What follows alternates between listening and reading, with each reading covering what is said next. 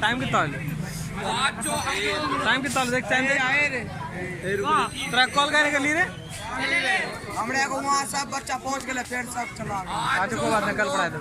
जुलूस निकाला है।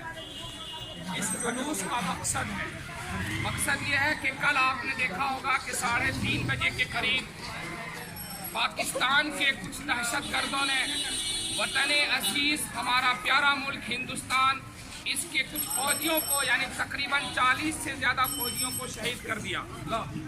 इसकी वजह से पूरा हिंदुस्तान का मुसलमान ही नहीं बल्कि हिंदुस्तान में सभी लोग पूरे गमज़दा हैं। और मुसीबत की घड़ी में हम लोग चाहते हैं कि दिल से हम अपने सरकार के साथ हैं और हमारी सरकार पाकिस्तान के खिलाफ या दहशतगर्दों के खिलाफ जो भी कदम उठाएगा हम उनके साथ हैं। इसलिए किसी भी शक्ल में हम अपने मुल्क के अंदर दहशतगर्दी को बर्दाश्त नहीं कर सकते हैं। उसकी वाहिद वजह यह है कि जब भी कहीं भी किसी भी जगह पर दहशतगर्दाना हमला होता है तो कहीं न कहीं बेचारा मुसलमान इसका नाम आता है। लेकिन आज मैं एक मुसलमान होने के हैसियत से बता दूं कि इस्लाम ने दहशतगर्दों की तालीम नहीं दी है।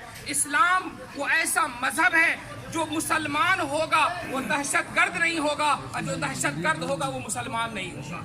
ये है इस्लाम हमारा।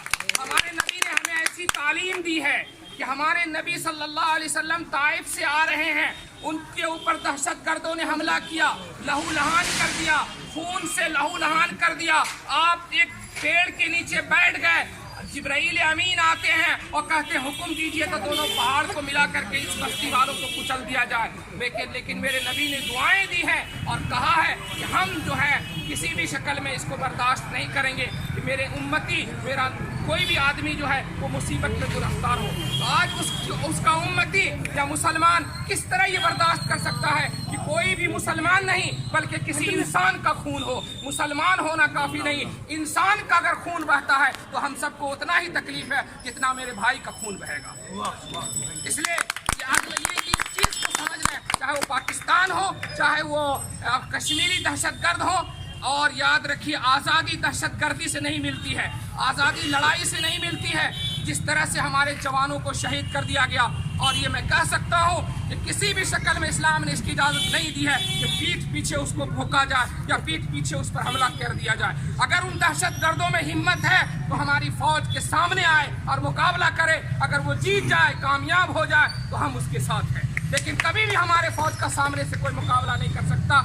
उनकी बस एक ही है कि पीठ पीछे वार करती है और हमारे फौजों पर हमला करती है। और फौज ही पर नहीं, अभी कुछ दिन पहले मुंबई में हमला हुआ, ताज होटल में हमला हुआ, जिसमें 200 से ज़्यादा हमारे इंसान इस दुनिया से शहीद हो गए। इसलिए मैं आप लोगों से गुजारिश करता हूं कि हम किसी भी शक्ल में पैगाम देना चाहता हूं उम्मत की तरफ से कि हम किसी भी शक्ल में जो है वो दहशतगर्दी को बर्दाश्त नहीं करेंगे। और सरकार से हम अपील करते हैं, दरख्वास्त करते हैं कि वो एक ऐसा कदम और ठोस कदम उठाए जिसकी वजह से जो है पाकिस्तान फिर कभी सर उठा करके हिंदुस्तान की तरफ न देख पाए। पाकिस्तान मुर्दाबाद, पाकिस्तान मुर्दाबाद, पाकिस्तान मुर्दाबाद, अमर रहे पाकिस्तान मुर्दाबाद।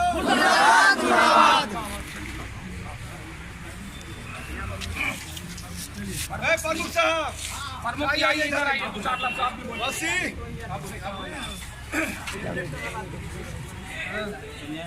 तो दंगा आतंकवाद के द्वारा जो हमला किया गया वो बहुत ही हरकत बुरा है।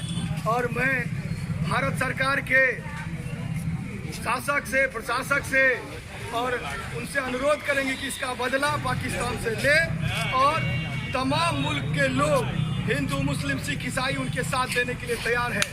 खास करके इसके नेतृत्व करने वाले हमारे इस मस्जिद के इमाम साहब, हमारे युवा नेता उसामा साहब, हमारे प्रमुख साहब, हमारे क्या कहते हैं सलकुआ के प्रतिनिधि वसी अहमद साहब और तमाम यूथ के लड़का, जो खास करके हमको इस बात से बहुत खुशी होती है कि यह जो इमाम साहब जो पैगाम दिए हैं, इस पैगाम अगर जन जन तक चला जाए तो आतंकवाद का खात्मा होना निश्चित है। जय हिंद, जय भारत।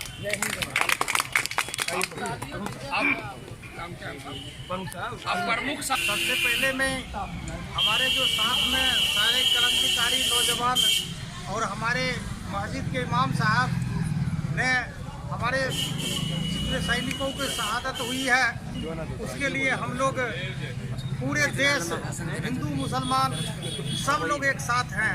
जो सरकार उस पर कड़ी से कार्रवाई हो, ऐसे दहशतगर्दों को सजा मिले, और हम यही उम्मीद करते हैं सरकार से, जो इस घड़ी में सारे लोग आपके साथ हैं, आप पूरी मजबूती से आप कार्रवाई कीजिए ताकि उन शहीदों को इंसाफ मिल सके और हमारा देश जो है वह शांतिपूर्ण, हमारे देश में जो लोग रह रहे हैं वो सब लोग रहे, चैन की नींद सोए।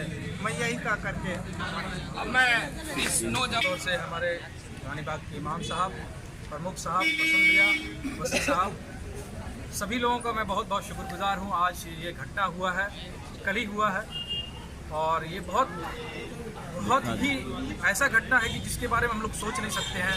किसी की माँ, किसी का बेटा, किसी का बहू, सारे लोग इस दुनिया से समझिए एक साथ सब चले गए।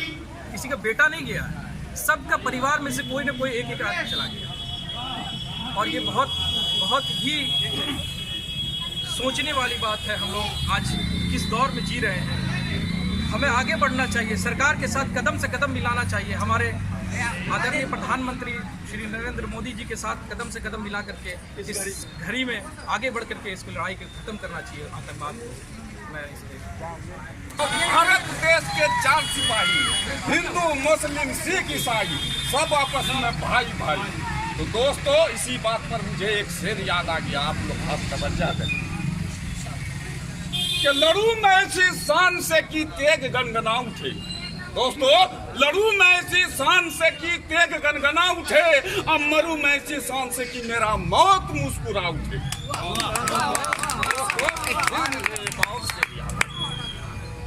तूफान है बड़ी जोर का बरहम है नदी भी, तूफान है बड़ी जोर का बरहम है नदी भी, छूटे न कहीं हाथ से पतवार संभालो। तूफान है बड़ी जोर का बरहम है नदी भी, छूटे न कहीं हाथ से पतवार संभालो। और दौलत की चमक मुझको ना मरूब करेगी, तुम्हें मियां इन सिक्कों की झंकार संभालो।